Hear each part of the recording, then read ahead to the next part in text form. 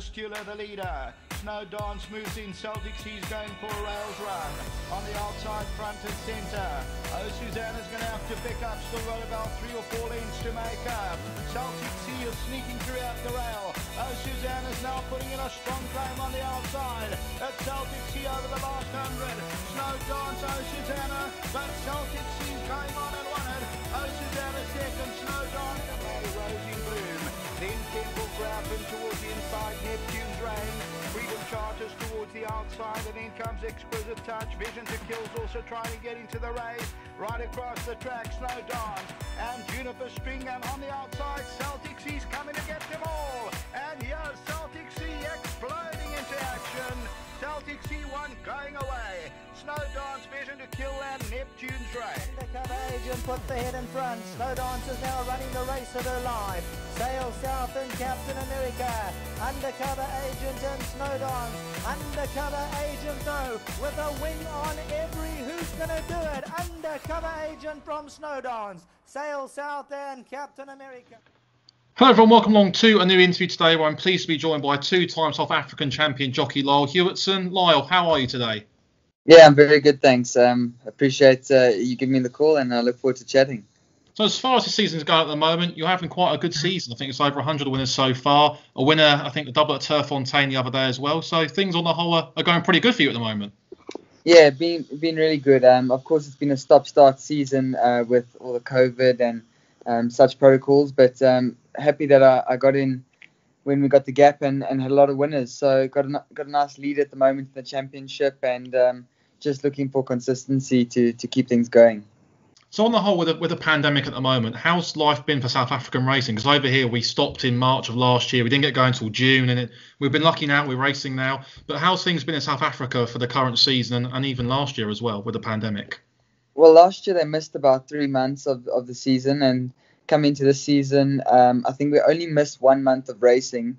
But I think there was 3 months where us as jockeys weren't allowed to travel provincially, so we had to ride in the province we were for the whole month and make a move at the beginning of each month depending on where we wanted to ride, which obviously limited the amount of rides and amount of winners we could get. But nonetheless, at least we were able to keep on going and keep on riding.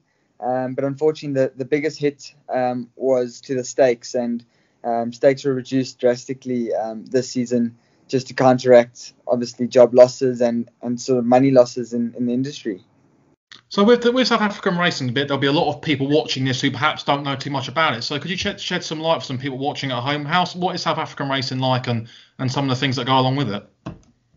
South African racing is great. I think one of the biggest downfalls for us is the export protocols. It's hard for us to get our horses, our good horses, onto the international stage, which probably limits the exposure we have. I think that we do have a lot of really good horses that can compete internationally, and we've seen it. But unfortunately, the long quarantines and that really take it out of horses, and it just means that we can't take our product to the world. But nonetheless, the racing is really good. Money is obviously, especially with exchange rates and whatnot, is on the smaller side. So we're not big in terms of prize money, but I think the quality and enjoyment of racing in South Africa is right up there. You mentioned about the prize money over here in the UK, especially with what's been going on for the past year. The prize money, it has been pretty poor, and there's been lots of negative sort of complaints about it. So in South Africa, is the prize money, do you think, justifiable for the racing they put on over there? I think it's hard to say it's justifiable. I'd say that last year, before the pandemic, we probably had a good space stakes wise, and I think that could be justifiable. But at the moment, it is definitely lower than one could say is justifiable. But I guess we all got to play ball, you know. As long as the game could keep going and we can always build up again, I think that's most important. Talking about your career talking about your early career, you was champion apprentice in 2017, and you also won the title in 2018 as long as champion jockey as well. So to win the champion jockey and apprentice title in one season, that's an achievement over here that's practically unheard of. Yeah, look, I could never have scripted it. I had a great start, and worked hard. Unfortunately, got a lot of support, and I think it was mainly about turning that support into winners. And the more winners you ride, the more you get. So it was a whirlwind start, and I'm just happy that I could keep things going. Very proud of the achievement, but I don't think until maybe late in life I'll realise how much of an achievement it was.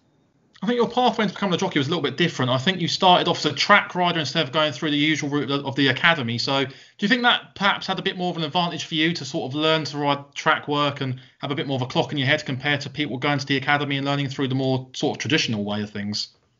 I wouldn't say it had an advantage, but I think it worked well for me. Some people, I had a racing background and a horse background in general from my family. So for me, that would have worked out. But of course, you get people that come into the game in South Africa and start from scratch. So for me, I think it did work out as an advantage. I finished my schooling, my matric year, and then joined the academy. But the 4 years prior to that, I'd been competing in amateur races, riding track work, and from young had a knowledge of racing. So it was a different route. And we've seen a few more people over the years in South Africa doing it, who are also doing well. So maybe it is another avenue for people to explore. But I think it suits certain individuals, and I was fortunate to have it all work out for me. In your first season, I think you very nearly won the Apprentice title in your first sort of half season as well. So to almost pull that off and catch the eventual winner must have been something that was pretty surreal and something you must have been very, very proud of at the end of the season as well. Yeah, certainly. I started in March, which is probably 2/3 into the season. So I had about just over a third of the season left. And like I said, things just hit the ground running and we got going. And I don't think I realized until about a month or 3 weeks to the end of the season that I was within touching distance of the leader, who happened to be one of my best friends, Callan Murray. It was good competition, good fun. But look, we fell short, but nonetheless, I was very happy with that. It was a lot of winners in a short space of time, and just happy I could go into the next season and win convincingly. So with the younger jockeys in South Africa, do you think there's plenty of opportunity over there? Because over here in the UK, we have so many young jockeys who always come through year upon year upon year. So do you think in South Africa, being a younger jockey, that there's opportunities to grow and really develop a riding career? Yeah, certainly. Like I said, if it sounds cliche, but the guys who have level heads, work hard and look to improve, you always see them coming up through the ranks. And maybe not quite as much as over there, but there's definitely always one coming through that seems to be doing well, and if they hold their head, they can go on to succeed. And I think we're sort of going through that stage in South Africa over the next few years, the changing of the guard. We've had some champion jockeys over the years here who are world renowned, and they're sort of finding the end of their careers. So there is that change in the guard going on, and I think that's part and parcel with racing. So there definitely is opportunity, yes.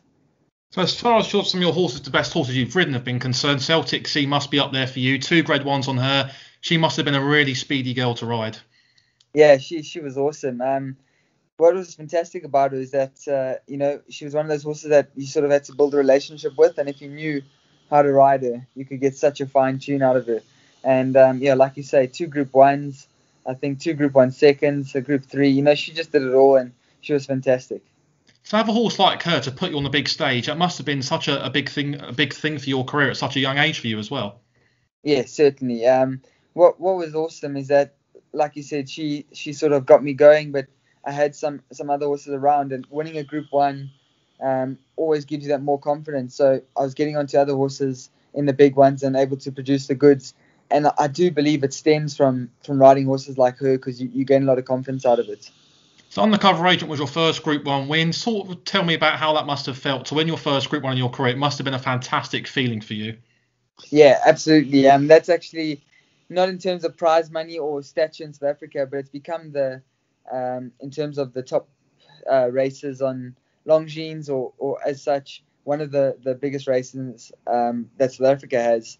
And that happened to be the winner I had on Undercover Agent. So yeah, it was a big one. It was well recognized and absolutely fantastic. When it happened, didn't really realize. Felt like just another winner. But as you ponder back on it, you think, geez, I finally got that one out the way, and then the rest of the Group 1s come through. But it was actually a funny story. I was never supposed to ride the horse. It was a last minute sort of pickup ride on the 12th hour, and plan come together. So let's talk about as well Hawam, who's coming over here to the UK to be trained by William Haggas. He's been a fantastic horse in South Africa, won multiple five Group 1s now, and you rode against him in his last race in South Africa last time out. We've seen the likes of Shay and JJ Jet Plane come over here before and perform really well. Just how good can Hawam be over here? And do you think he's a horse who could really kick on and be another superstar from the Mike the Cock production line over here? I really hope so. I was just touching on what I said earlier. We really want to get our thoroughbreds onto the international stage, and he's definitely of that quality. Mike de Kock's no fool. He's a champion trainer, and it was always his plan to go internationally. So, although he's getting on in age, Hawam, I think he's fairly lightly raced, and he's got a lot of upside to him still. And I think with age, he's matured. He used to be a bit of a head case, a bit difficult to deal with. And I think that not only getting on with age will help him, but just the training styles and way of life over there will definitely do him the world of good. And I think he's a strong, big-hearted horse with a good set of lungs, and I think he could do it there. So obviously the quality of racing arguably is going to be a bit better over here, and he's becoming against better quality horses. Do you think he can really hold his own over here? Sorry, please repeat that. Sorry, obviously the better quality of horses over here in the UK. So do you think he could hold his own over here? Yeah, I do. He would enjoy a better gallop, better tempo, and I think that's usually found when you sit against more quality horses. And in England, they do go genuine gallops and roll along. So I think that will be to his benefit. And ability-wise, as I mentioned, Mike de Kock, he knows what he's doing, and he sent him over there because he believes he's good enough. So I trust him.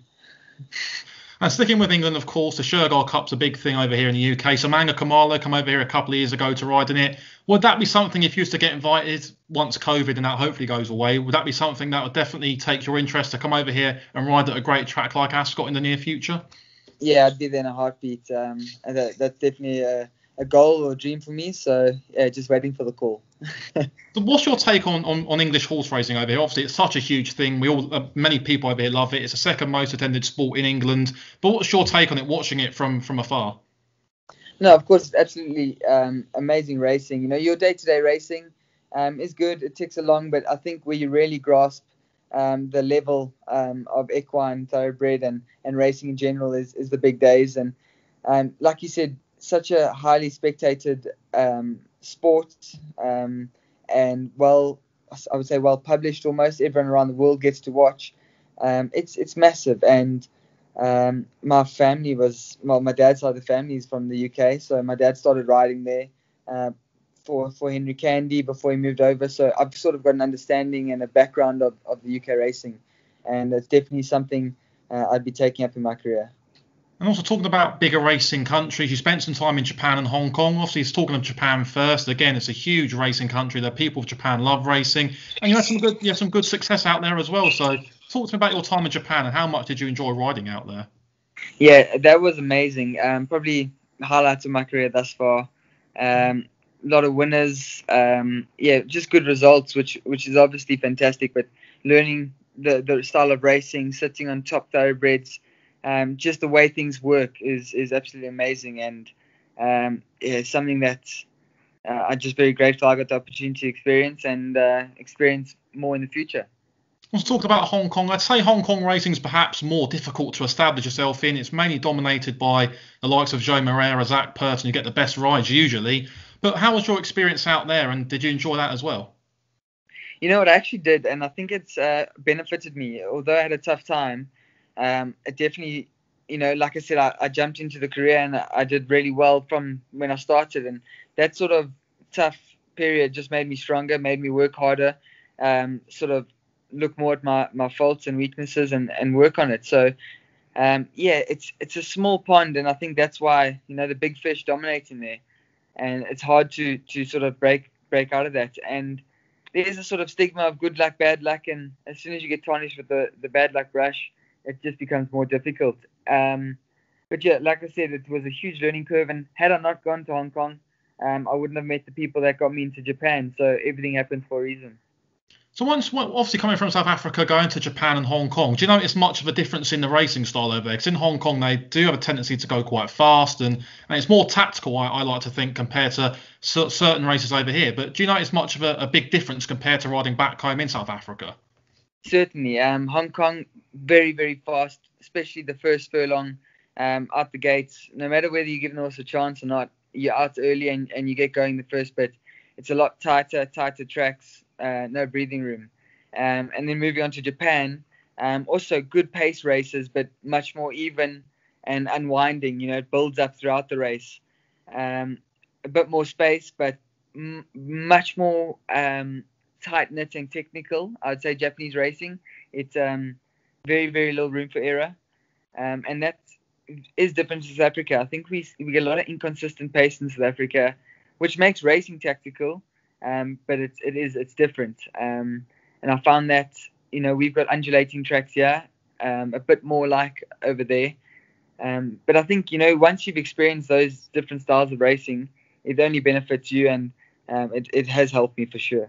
And just finally, for you to wrap things up, what would be your hopes for the rest of the season? To try and kick on and win a Jockeys Championship after you've had such a good start. So is that the aim, to try and kick on now and hopefully get that third championship? Yeah, that's goal one. Certainly go out to win the championship. Obviously, been a bit of a stop-start season, gone close in a few big ones, but definitely want to get a Group 1 or a couple of Group 1s on the board before the end of the season. It's always the cherry on the cake. So that would wrap up a great season for me. Perfect. Lyle, thank you very much for joining me today.